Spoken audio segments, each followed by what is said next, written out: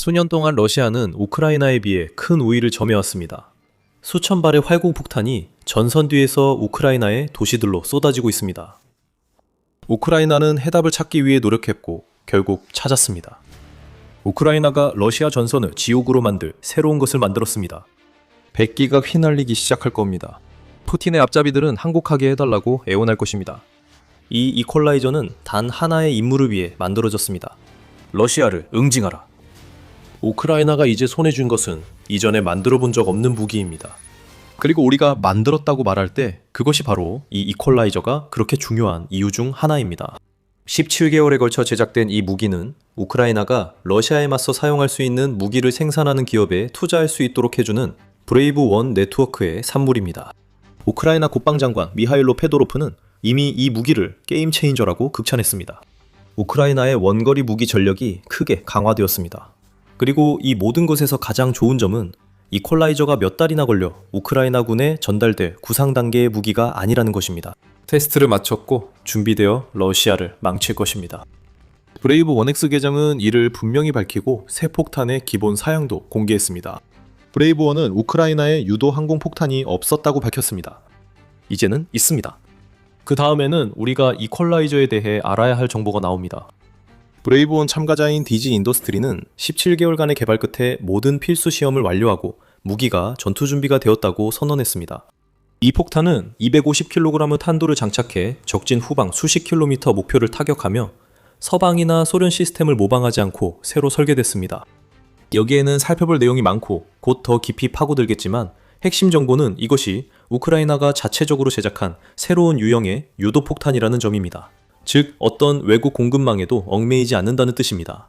이 폭탄은 강력한 타격을 가할 수 있고 러시아군의 전선 인근 후방까지 날아갈 수 있으며 우크라이나가 우크라이나를 위해 설계한 것으로 전선과 그 너머에서 푸틴의 군인들에게 공포를 안겨주기 위해 만들어졌습니다.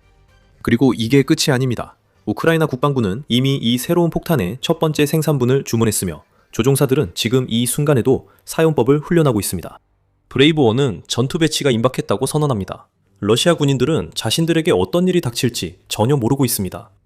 우크라이나가 여기서 개발한 무기는 우크라이나가 전쟁에서 지속적으로 뒤처졌던 분야에서 러시아와 대등해질 수 있게 해주는 무기입니다. 그래서 이퀄라이저라는 이름이 붙은 것입니다. 비즈니스 인사이더에 따르면 새로운 활공폭탄의 우크라이나어 명칭은 비리브 유바루, 영어로는 이퀄라이저입니다. 이 폭탄은 파트너국들로부터 받은 서방제 기체로 지금까지 알려진 이퀄라이저 정보로 자연스럽게 이어집니다. 무게는 250kg입니다. 우크라이나는 이 무기가 수십 킬로미터를 비행할 수 있다고도 밝혔습니다. 따라서 이퀄라이저는 약 50, 100km 내에서 큰 피해를 줄 것으로 보입니다. 이 무기가 실제로 개치돼 러시아 군인들 머리 위에 투하되면 더 많은 정보가 공개될 것입니다. 하지만 기본 사양만으론 모든 것을 알 수 없습니다. 이퀄라이저가 단순한 활공폭탄인 것처럼 들리게 하지만 사실 그렇지 않습니다. 그 단서는 브레이브 1이 이 무기가 서방이 제공한 어떤 체계의 복제품도 러시아가 우크라이나에 사용해온 어떤 활공폭탄의 복제품도 아니라고 주장한다는 데 있습니다. 이것은 이퀄라이저와 이전에 등장했던 유사한 폭탄들 사이에 기술적인 차이가 있음을 나타냅니다. 러시아의 활공폭탄은 비교적 단순한 무기입니다. 러시아는 원래 활공을 위해 설계되지 않은 소련 시대의 FAB 폭탄에 날개 키트를 부착해서 무기를 만듭니다. 그 키트들은 정확하지 않으며 무유도 폭탄을 정밀 무기로 만들기 위한 설계도 아닙니다. 그러나 이 키트들은 러시아 FAB 폭탄의 사거리를 늘려주며 유도 시스템과 결합하면 우크라이나 영토 더 깊숙한 곳까지 날아가 목표물 근처에 떨어지게 할 수 있습니다. 러시아 입장에서는 그게 괜찮습니다. 활공폭탄이 우크라이나에 무언가에 피해를 주기만 하면 목표물을 놓치더라도 신경 쓰지 않습니다. 그러나 우크라이나에겐 정밀하지 않은 무기는 해답이 아닙니다. 이퀄라이저는 윙키트가 아니라 항공기 구조를 바탕으로 처음부터 설계된 전용 무기입니다. 폭탄에 날개가 있지만 윙키트 사용은 아니며 기존을 더 기능적으로 변형한 것도 아닙니다. 이것은 러시아의 전자전과 신호 교란을 극복하기 위해 설계된 완전히 새로운 무기입니다. 그래서 우크라이나가 전선 뒤에서 식별한 지휘소, 요새, 보급 거점 및 기타 모든 적 목표물에 250kg의 폭약을 쏟아부을 수 있습니다. 그래서 이퀄라이저가 목적에 맞게 제작된 무기라는 것을 우리는 알고 있습니다. 게다가 값도 쌉니다. 우크라이나가 미국으로부터 받아온 JDAM ER 키트, 즉 합동 직격탄 확장 사거리 키트보다 훨씬 저렴합니다. JDAM-ER은 무유도 폭탄에 날개 키트를 단 것으로 이퀄라이저보다 러시아 활공폭탄과 더 비슷합니다. 우크라이나가 사용하는 다른 무기들에 비하면 비싼 편은 아니지만 그래도 가격이 꽤 있습니다. 5월 6일 보도에서 디펜스 익스프레스는 우크라이나가 미국에서 구매하는 1,532발의 JDAM-ER 새 물량가 3억 7,360만 달러에 달할 것이라고 밝혔습니다. 이로 인해 JDAM-ER 한 발당 평균 단가는 24만 3,864달러가 되는데 이 금액에는 키트 자체뿐만 아니라 신관, 부품, 기타 관련 서비스 등 JDAM-ER에 포함된 모든 추가 항목이 포함됩니다. 이 가격표가 중요한 이유는 이퀄라이저가 우크라이나의 JDAM-ER보다 약 3분의 1 가격이기 때문입니다. 이 단가를 기준으로 하면 모든 부품을 포함한 이퀄라이저 한 기를 우크라이나가 제작하는데 약 8만 1,300달러가 소요된다는 의미입니다. 그렇게 하면 우크라이나는 사실상 한 개 가격에 3개 무기를 얻어 JDAM-ER와 비슷한 유도폭탄을 3분의 1 가격에 확보할 수 있습니다. 우크라이나는 최대한 비용을 절약해야 합니다. BBC가 3월에 보도한 바에 따르면 우크라이나 정부는 450억 달러의 예산 적자를 겪고 있는데 이는 거의 전적으로 러시아에 맞서 국방을 지원해야 하기 때문입니다. 유럽연합의 1,050억 달러 대출, 이 우크라이나의 예산 부족을 메우는 데 도움이 될 것이지만 우크라이나가 러시아에 타격을 주면서도 최대한 지출을 줄일 방법을 찾아야 한다는 사실은 견하지 않습니다. 이퀄라이저가 그 역할을 합니다. 러시아가 값싼 활공폭탄을 쓰면 우크라이나도 자체적으로 더 나은 버전을 만듭니다. 그리고 우크라이나는 전쟁에서 가장 위험한 영역 중 하나에서 훨씬 저렴하게 전력 균형을 맞추고 있습니다. 우리는 또 무엇을 알고 있을까요? 소팩스에 따르면 우크라이나는 이퀄라이저를 더욱 다재다능하고 사용하기 쉽게 만드는 데 집중해왔습니다. 이 새로운 유도폭탄은 준비 시간이 30분 미만으로 신속한 출격이 가능하게 합니다. 우크라이나는 목표물을 식별하면 이퀄라이저를 바로 장착하고 전투기는 피자 배달만큼 빠르게 이륙할 수 있습니다. 소팩스는 또한 이퀄라이저가 전천후 무기이며 하루 중 언제든지 발사할 수 있다고 밝혔습니다. 이것은 우크라이나에게 작전적인 측면뿐만 아니라 심리적인 측면에서도 매우 큰 의미가 있습니다. 비가 오든 말든 목표를 타격할 무기를 갖는 건 큰 이점입니다. 첫 번째, 이퀄라이저가 투하되고 푸틴의 앞잡이들이 안전하지 않다는 걸 알게 되면 그들은 두려워할 것입니다. 이퀄라이저 공격 위험만으로도 러시아의 물류를 교란하고 지휘체계를 방해할 수 있습니다. 러시아의 후방 물류와 지휘 구조가 사정거리에서 벗어나기 위해 철수하는 모습도 볼 수 있을 것입니다. 이미 우크라이나에 드론이 가득한 살상구역을 돌파하려다 매달 약 3만 5천 명의 사상자를 내고 있는 러시아 최전방 부대에 분명한 영향을 미칠 것입니다. 하지만 이제 가장 큰 질문에 도달했습니다. 우크라이나가 어떻게 이퀄라이저를 발사할 것인가 하는 점입니다. 우리는 영상 초반에 그 답을 암시했습니다. 이것은 유도폭탄이기 때문에 당연히 전투기에서 투하될 것입니다. 어떤 종류의 전투기에서 투하될지에 대해서는 브레이브원이 새로운 무기 발표와 함께 X에 공개한 영상에서 한 가지 답을 얻었습니다. 해당 영상은 Su-24 팬서 공격기에서 이퀄라이저가 투하되는 장면을 보여줍니다. 이는 우크라이나가 소련 시절 항공기도 러시아 후방 타격 임무에 활용할 수 있도록 신형 무기를 다목적으로 개발하고 있음을 나타냅니다. 정말 현명한 선택입니다. Su-24와 같은 전투기들은 전선 근처에서 임무를 수행할 때 러시아 방공망에 취약합니다. 하지만 이들이 수십 킬로미터 떨어진 곳에서 유도 폭탄을 투하하는 임무를 맡게 되면 위험이 훨씬 줄어들고 폭탄 자체가 모든 일을 하게 됩니다. 러시아가 수년간 우크라이나에 효과적으로 쓴 전술을 이제 우크라이나가 푸틴에게 되돌려주고 있습니다. 같은 영상은 또한 이퀄라이저가 실제로 어떻게 작동하는지를 좀 더 자세히 보여줍니다. 활골폭탄이나 다른 유도 탄약과는 달리 이퀄라이저의 날개는 투하 직후 바로 펼쳐지는 것으로 보입니다. 폭탄의 하부에는 러그도 달려있는데 이는 이퀄라이저가 러시아 활공폭탄처럼 날개가 전개되기 전에 올바른 궤적을 잡기 위해 먼저 뒤집히는 방식을 따를 것임을 시사합니다. 즉시 전개되는 날개는 이퀄라이저가 러시아 활공폭탄보다 그 과정을 더 빨리 끝낸다는 점을 시사합니다. 그건 중요합니다. 이퀄라이저가 자세를 빨리 바로잡을수록 날개로 폭탄 사거리를 늘릴 수 있는 시간이 더 많아집니다. 폭탄 뒷부분에 있는 대형 십자형 꼬리날개 역시 이퀄라이저가 뒤집히는 초기 단계와 목표를 향해 비행할 때 모두 안정화하는데 중요한 역할을 할 것입니다. 잠시 기체 이야기를 하자면 브레이브원의 영상으로 Su-24가 이퀄라이저와 호환된다는 건 확실해졌습니다. 좋은 출발이지만 우크라이나의 다른 전투기들은 어떨까요? 다른 소련 시대의 기체들도 이퀄라이저와 호환될 가능성이 상당히 높습니다. 워존을 우크라이나가 Su-27 플랭커와 믹-29 풀크럼을 JDM-2R을 비롯한 앞서 언급한 서방제 유도폭탄, 소구겐 폭탄, 프랑스산 해머폭탄의 플랫폼으로 사용해왔다고 지적합니다. 이퀄라이저 크기로 볼 때 두 기체 모두 탑재 가능해 보입니다.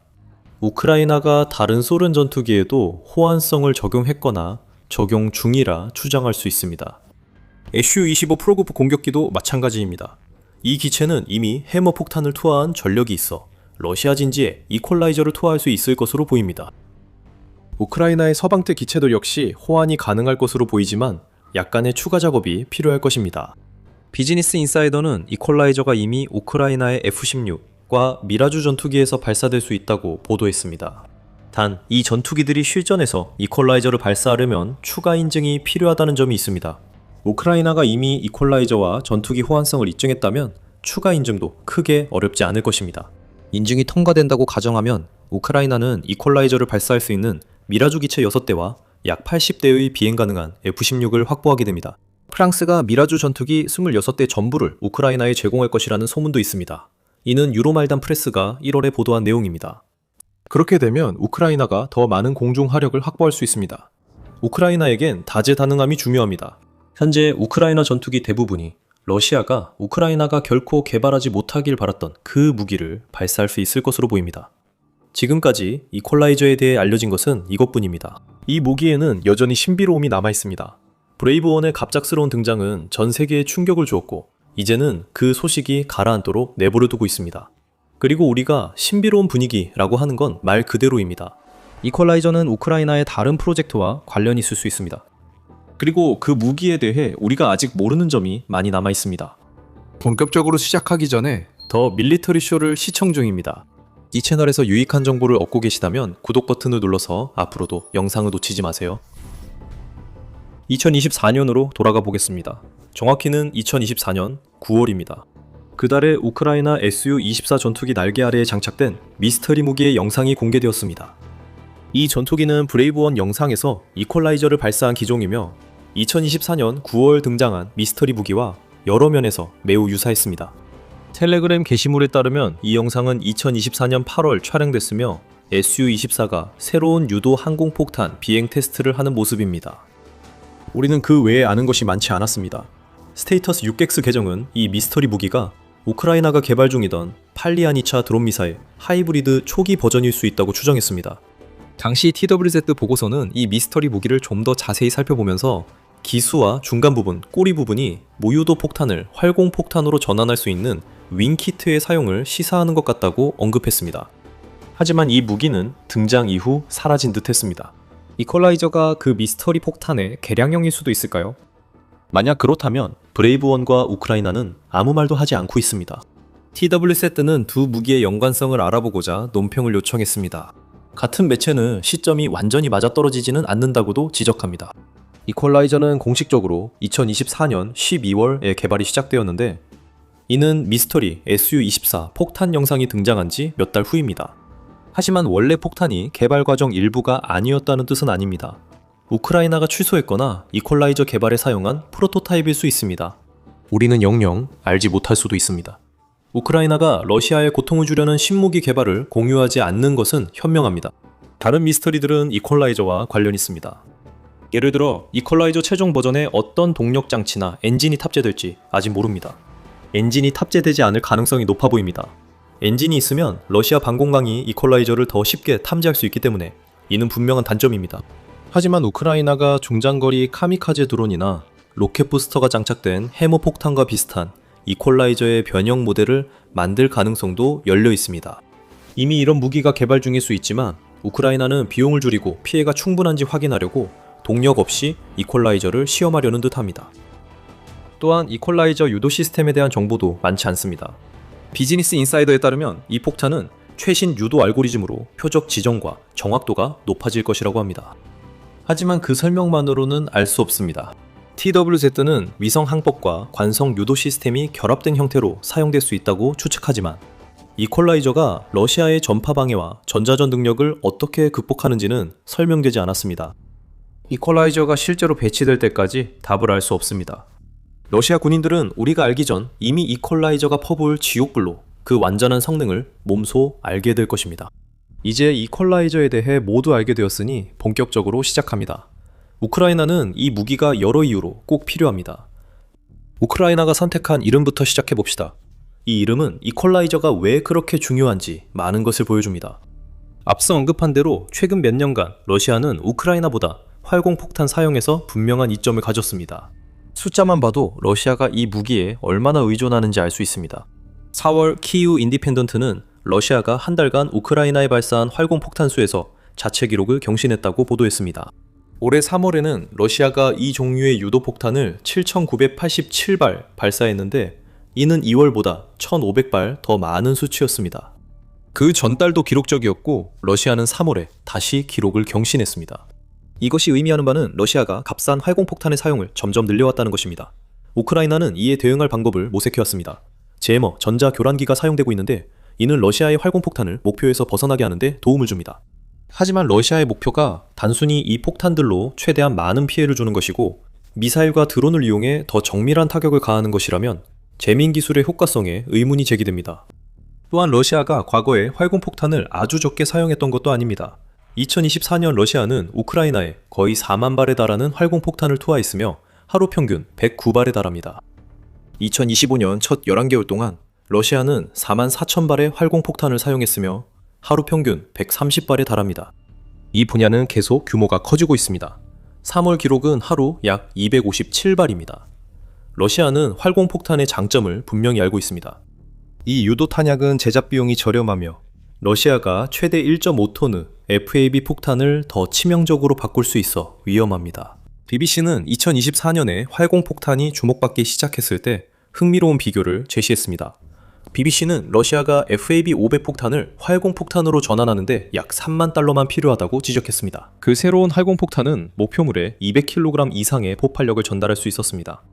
반면 러시아의 152mm 포탄에는 6.5kg의 폭약이 들어있습니다. 상대적으로 저렴한 가격에 거의 31배에 달하는 파괴력을 얻을 수 있다는 점은 러시아가 기회를 잡아 적극적으로 도입한 이유입니다. 그리고 그 결과는 이후 몇 년 동안 투하된 활공폭탄의 수에서 확인할 수 있습니다. 이퀄라이저는 우크라이나의 러시아 활공폭탄과 유사하지만 더 정확하고 전자방해에 강한 무기를 제공합니다. 이 무기는 우크라이나 대부분 항공기에서 발사 가능해 러시아가 수년간 이용한 무기 격차를 우크라이나가 메울 수 있게 해줍니다. 균형이 이루어질 수 있습니다. 우크라이나 진지나 도시를 공격하는 활공폭탄 한 발마다 러시아 근후방을 초토화할 이퀄라이저가 투입될 수 있습니다. 이 모든 것은 우크라이나가 이퀄라이저를 대량 생산할 수 있다고 가정할 때 성립합니다. 그리고 그게 우리가 다시 돌아올 지점입니다. 생산에 문제가 없고 우크라이나가 수천, 수만 개의 이퀄라이저를 만들 것이라고 가정해 봅시다. 활공폭탄에서 러시아와 대등해지는 것 외에도 이는 우크라이나에 또 다른 큰 이점을 줍니다. 이 이퀄라이저는 자체 개발 무기이기 때문에 우크라이나는 중거리 타격 능력을 유지하려 할 때 공급망 문제나 외국과의 의견 충돌에 대해 걱정할 필요가 없습니다. 이런 이유로 국내에서 생산된 무기는 우크라이나의 큰 이점이 됩니다. 그리고 우크라이나와 미국의 관계를 자주 롤러코스터에 비유하는 것만 봐도 이를 알 수 있습니다. 앞서 우리는 우크라이나가 미국에서 약 1,500개의 JDAM ER을 구매한 것에 대해 언급했는데 이는 이퀄라이저의 비용을 다룰 때 나온 이야기였습니다. 하지만 여기서 중요한 것은 돈만이 아닙니다. 러시아의 활공폭탄 수치와 비교해보면 그 숫자를 생각해보세요. 약 1,500개의 JDAM ER은 러시아가 3월에 우크라이나에 쏟아부은 유도폭탄의 일주일치도 되지 않습니다. 다시 말해 우크라이나가 외국에서 무기를 구매할 때는 항상 공급망 문제가 따르게 됩니다. 우크라이나가 서방 기술 사용을 중단할까요? 당연히 아닙니다. 서방 무기는 우크라이나에 여전히 중요하지만 현지 생산 무기와 달리 비축량과 공급망 문제에 항상 영향을 받습니다. 지난 1년여 동안 공급망 문제의 사례가 많이 있었습니다. JDAM ER 구매는 수량이 제한적이긴 하지만 사실 우크라이나와 미국의 관계에 있어 긍정적인 사례입니다. 2025년 3월 미국 대통령 도널드 트럼프가 우크라이나의 모든 군사 지원 중단을 명령했습니다. 그 결정은 백악관에서 도널드 트럼프와 우크라이나 대통령 볼로디미르 젤렌스키의 언쟁 후 내려졌으며 이는 우크라이나와 주요 서방 파트너 간 관계의 취약함을 보여줬습니다. 트럼프 행정부는 곧바로 중단을 해제했지만 그것이 공급망 문제의 끝은 아니었습니다. 2025년 7월 BBC는 백악관이 미국의 이익을 우선시하기 위해 우크라이나에 대한 일부 무기 공급을 다시 한번 중단했다고 보도했습니다. 2026년 5월 2일 키 인디펜던트는 미국의 유럽 무기 수송 지연이 우크라이나 무기 공급에도 영향을 줄 수 있다고 보도했습니다. 이러한 지연은 미국의 이란에서의 에피퓨리 작전과 그 작전이 미국의 무기 비축량에 미친 영향 때문인 것으로 보입니다. 여기서 중요한 점은 우크라이나가 외국의 지원에 의존하는 것은 불안정하다는 것입니다. 어떤 날은 지원 물자 도착이 예정돼 있어 그에 맞춰 계획을 세우지만 다음 날엔 지연이나 중단으로 계획을 모두 바꿔야 합니다. 이퀄라이저는 우크라이나의 안정성을 제공하며 우크라이나가 이 신형 폭탄을 몇 발 받을지, 언제 받을지, 어떻게 사용할지를 자율적으로 결정할 수 있게 합니다. 또한 이를 활용하는 방법도 우크라이나의 큰 이점입니다. 2025년 8월 월스트리트 저널은 미국이 우크라이나가 러시아 목표물에 에테캠스를 어떻게 사용할지 새로운 승인 절차를 조용히 만들었다고 보도했습니다. 그 매체는 그 시스템이 우크라이나가 여러 단계의 승인을 거치도록 강요했고 최종 사용 결정은 미국 국방장관 피트 헥세스가 내린다고 주장했습니다. 이 승인 시스템은 JDAM-ER 같은 유도 폭탄이 아닌 미사일에 해당하지만 미국이 우크라이나의 러시아 목표물 공격에 제공 무기 사용을 언제든 막을 수 있음을 보여줍니다. 우크라이나가 미국산 무기 사용 허가를 받는다고 해도 애초에 이런 과정을 거쳐야 한다는 사실 자체가 지연을 초래합니다. 즉각적인 타격이 불가능해졌고 보복 공격도 지연돼 실행이 어렵습니다. 우크라이나의 공격은 러시아에 방어 복구 기회를 제공합니다. 이퀄라이저 같은 무기는 이런 허가 문제를 없애줍니다. 우크라이나가 직접 만들어 사용 시기와 방법을 결정하며 중간 승인자도 없고 추가 절차도 필요 없습니다. 이퀄라이저는 준비 시간을 감안하면 목표물 식별후 30분 이내 파괴할 수 있습니다. 이것은 우크라이나에게 엄청난 이점이며 국내 생산이 다른 국가들의 외교정책 변화로 생긴 공백을 메울 수 있다는 뜻입니다. 이를 통해 우크라이나는 러시아에 대한 압박을 계속 유지할 수 있습니다. 또 다른 이점은 우크라이나 내 러시아 방공망을 극복할 수 있다는 점입니다. 이퀄라이저 같은 유도폭탄은 드론이나 미사일보다 러시아 방공망에 탐지되기 더 어렵다는 이점이 있습니다. 디펜스 뉴스에 따르면 이 폭탄들은 전선에서 수킬로미터 뒤에서 발사될 러시아 방공망이 우크라이나의 이퀄라이저 발사 전투기를 추적하지 못합니다. 그리고 폭탄 자체는 원거리에서 발사되기 때문에 비행 마지막 몇 초 동안만 목표물 위에 나타나게 되어 방공 시스템이 사실상 반응할 시간이 거의 없습니다. 러시아는 현재 방공망 측면에서 다소 난처한 처지에 있습니다. 우크라이나는 지난 1년간 특히 점령지에서 러시아 방공망을 점차 약화시켰습니다. 키이우 인디펜던트에 따르면 2025년 6월부터 2026년 3월 사이에 우크라이나는 러시아 방공망을 상대로 492회의 공격을 감행했으며 그 이후에도 더 많은 공격이 있었습니다. 이러한 방공 시스템들은 종종 러시아나 점령지의 다른 곳에 있던 시스템을 가져와 교체해야 하며 이로 인해 우크라이나의 미사일과 드론이 침투할 수 있는 빈틈이 생깁니다. 여기에 이퀄라이저까지 더해지면 새로운 전략이 등장하게 됩니다. 우크라이나는 이퀄라이저로 러시아가 근후방에 방공망을 둔 지역을 집중 공격해 레이더나 시스템을 파괴할 수 있으며 이로 인해 더 많은 빈틈이 생깁니다. 미사일과 드론은 더 자주 목표물을 타격할 수 있습니다. 저렴한 이퀄라이저 덕분에 폭탄도 미사일, 드론과 함께 러시아의 다른 군사자산 파괴에 활용될 수 있습니다. 이 폭탄은 우크라이나의 중거리 화력을 강화해 러시아에 큰 위협이 됩니다. 특히 중거리 드론으로 우크라이나가 근후방을 더 강하게 타격하는 지금 더욱 그렇습니다. 이퀄라이저를 막을 수 있는 유일한 한 가지가 있는데 그것은 우리가 이전에 언급했던 생산 문제입니다. 우리는 우크라이나가 이러한 유도폭탄을 얼마나 생산할 수 있는지에 대해 충분히 알지 못합니다. 유로마이단 프레스는 이퀄라이저가 우크라이나 전장의 판도를 바꿀 수 있을지는 우크라이나의 월별 폭탄 생산량에 달렸다고 지적합니다. 우크라이나가 러시아의 생산량에 근접하려면 안정적인 양산 체계가 필수적입니다. 지금은 우크라이나가 매달 이퀄라이저를 몇 발 생산할 계획인지를 알기엔 이릅니다. 우크라이나가 비용 분석을 하려면 이퀄라이저가 실제 전투에 투입되어야 합니다. 이퀄라이저가 잠재력을 발휘하면 곧 생산 확대가 이루어질 것입니다. 그렇게 되면 우크라이나는 전선과 근후방을 러시아에게 지옥으로 만들 자국산 무기를 갖게 됩니다. 이퀄라이저만이 2026년에 우크라이나가 전장에 도입하는 무기는 아닙니다. 또 다른 무기는 스카이 캐리어입니다. 이 무기는 기존의 것을 우크라이나 특유의 기발한 적응력과 결합해 완전히 새로운 것으로 바꿔냅니다. 우크라이나가 강력한 드론 사냥꾼을 보유하게 되었으며 영상에서 스카이 캐리어 정보를 확인할 수 있습니다. 재미있게 보셨다면 우크라이나 최신 무기 분석을 놓치지 않게 더 밀리터리 쇼 구독 부탁드립니다. 시청해주셔서 감사합니다.